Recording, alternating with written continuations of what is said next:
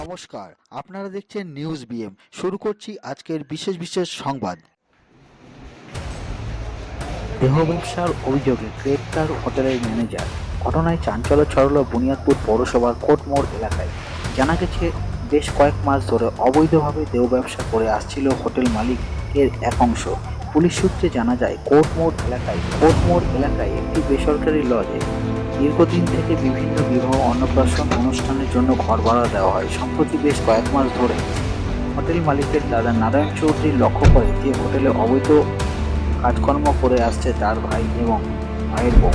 তিনি আরও অভিযোগ করেন যে তিনি বহুবার ভাইকে বিষয়টি জানানোর পরেও কোনো ব্যবস্থা না নেওয়ায় পুলিশের দ্বারস্থ হন তিনি। আরও অভিযোগ, বেশ কয়েক মাস ধরে মালদা, উত্তর দিনাজপুর এবং দক্ষিণ দিনাজপুর জেলার বিভিন্ন প্রান্ত থেকে মহিলারা এই হোটেলে যাতায়াত করছে এবং অবৈধভাবে দেহ ব্যবসা চালিয়ে আসছে ভাই ও ভাইয়ের বউ। এই কারণে নারায়ণ চৌধুরী বংশীহারি থানায় লিখিত অভিযোগ জানালে হোটেল ম্যানেজার এবং তার ভাই এবং ভাইয়ের বউয়ের নামে অভিযোগের ভিত্তিতে হোটেলের ম্যানেজার আনন্দ সন্ন্যাসীকে বংশীহারি থানার পুলিশ গ্রেপ্তার করে। আনন্দ সন্ন্যাসীর বাড়ি উত্তর দিনাজপুর জেলার ইসলামপুর এলাকায়। আনন্দ সন্ন্যাসীকে মঙ্গলবার গঙ্গারামপুর মহকুমা আদালতে তোলা হয়। এই বিষয়ে হোটেল মালিকের দাদা নারায়ণ চৌধুরী জানান,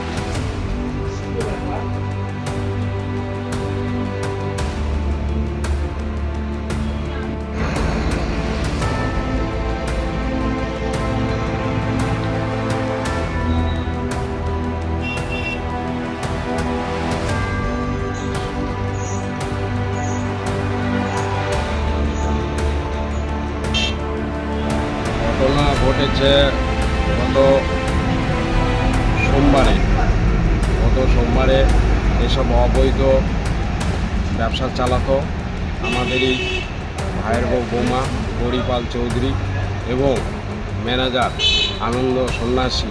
তার তত্ত্বাবধানে এবং মাস্টার মাইন্ডে অবৈধ ব্যবসা দিনের পর দিন চালাতো এবং এখানে সামাজিক পরিবেশও নষ্ট হচ্ছিল এবং বাড়ির পরিবেশ দূষিত হয়ে যাচ্ছিল।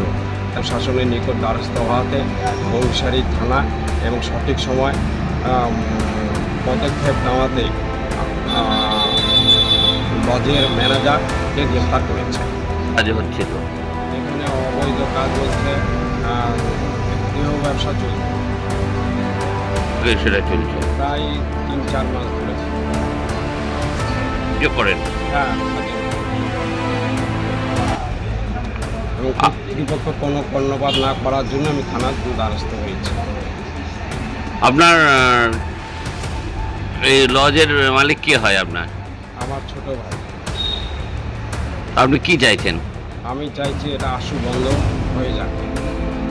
আপনার নাম? আমার নাম নারায়ণ চৌধুরী। সরকারি ব্লক অফিসে জন্মদিন পালনের একটি ভিডিও ভাইরাল হয়েছে। এই ঘটনাটি বর্তমানে সামাজিক মাধ্যমে বেশ আলোচনার কেন্দ্রবিন্দুতে রয়েছে। ঘটনাটি দক্ষিণ দিনাজপুর জেলার বংশীহারি ব্লকের জয়েন্ট ভিডিও নিজ কক্ষে।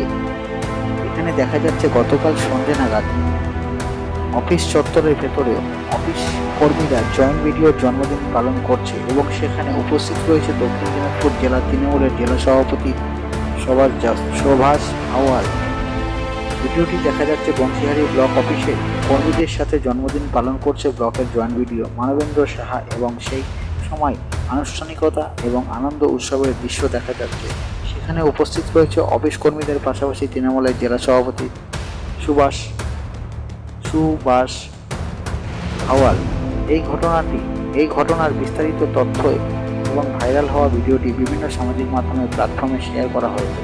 কেউ এই ধরনের ঘটনাকে সরকারি অফিসের নিয়ম কানুন এবং প্রোটোকল বহির্ভূত মনে করছেন, বা আবার কেউ এটিকে কর্মীদের মধ্যে আনন্দ ও উদ্দীপনা তৈরি করার একটি স্বাভাবিক ঘটনা হিসাবে দেখছে। তবে এই বিষয়ে নিয়ে নিন্দার ঝড় উঠেছে বিভিন্ন রাজনৈতিক মহলে। জন্মদিনের অনুষ্ঠানে উপস্থিত ছিল জেলা পরিষদের মেম্বার তথা তৃণমূলের জেলা সভাপতি সুভাষ আওয়াল। এছাড়াও উপস্থিত ছিল পঞ্চায়েত সমিতির সভাপতি গণেশ প্রসাদ, বংশীহারি ব্লকের বিডিএমও অয়ন ব্যানার্জি সহ আরো অনেকে।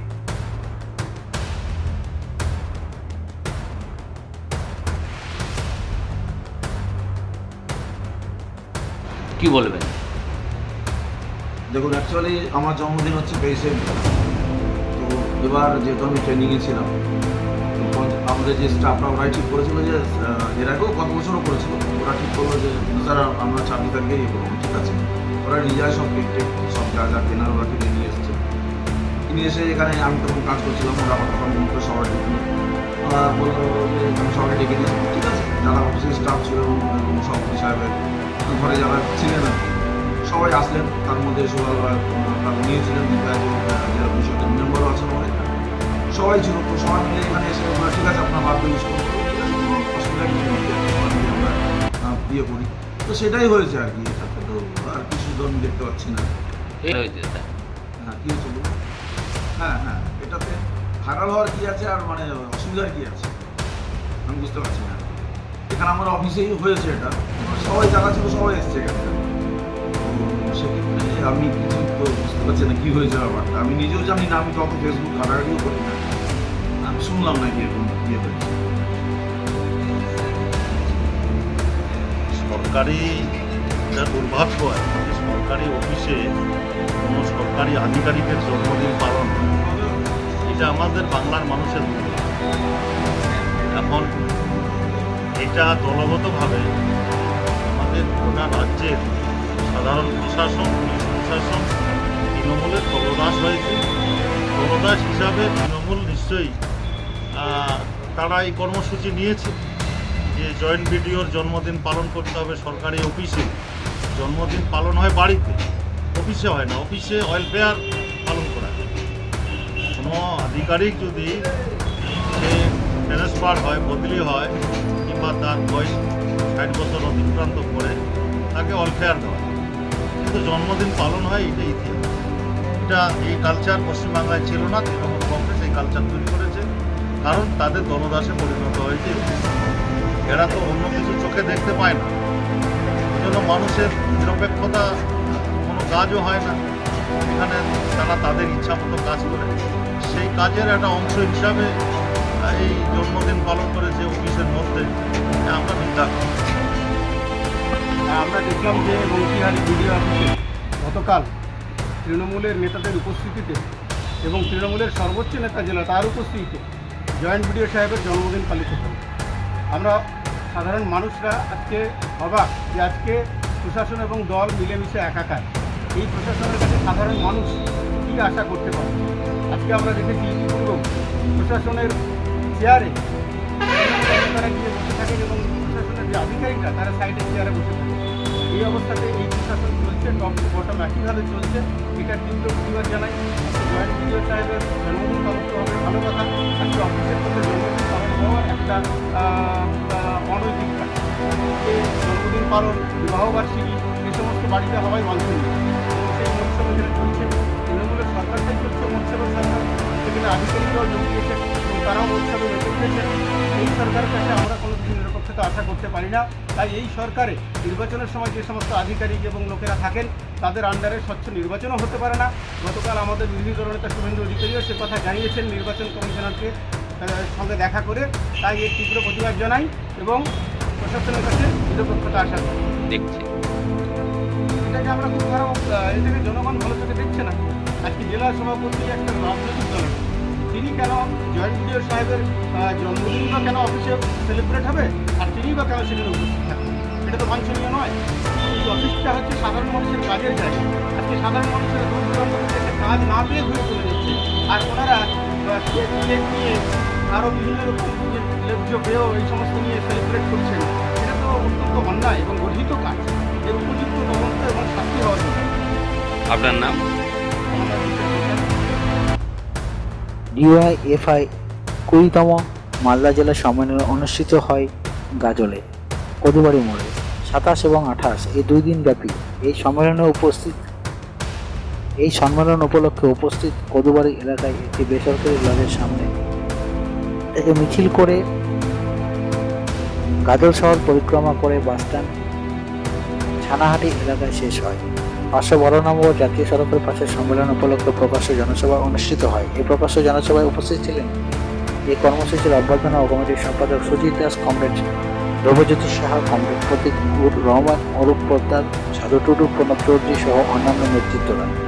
জনসভায় স্থায়ী কাজ ও তথ্য বিভাজন রুখে দেওয়া এবং দুটো দলার দুর্নীতিকরণ বিভিন্ন ইস্যুতে তারা বক্তব্য রাখেন এবং গাজল পৌরসভা ঘোষণা হবে, গাজলে একটি পলিটেকনিক্যাল কলেজ করতে হবে। গাজলে পৌরসভা হচ্ছে না কেন, গাজলে একটি পলিটেকনিক্যাল কলেজ তৈরি করতে হবে, এই বিষয়ে নিয়ে লুটে পুটে খায় না, নিজের গতর খাটিয়ে ইনকাম করে। আর তেল মুড়ি চপ আর দিদিমণির ঢপ, এই ঢপের চপ বাংলার মাটিতে বেশি দিন চলবে না। এই ঢপের চপের বিরুদ্ধে আমরা ডিআরআই অসংখ্য যুবরা প্রতিদিন রাস্তায় নেমে আন্দোলন করছে, লড়াই করছে।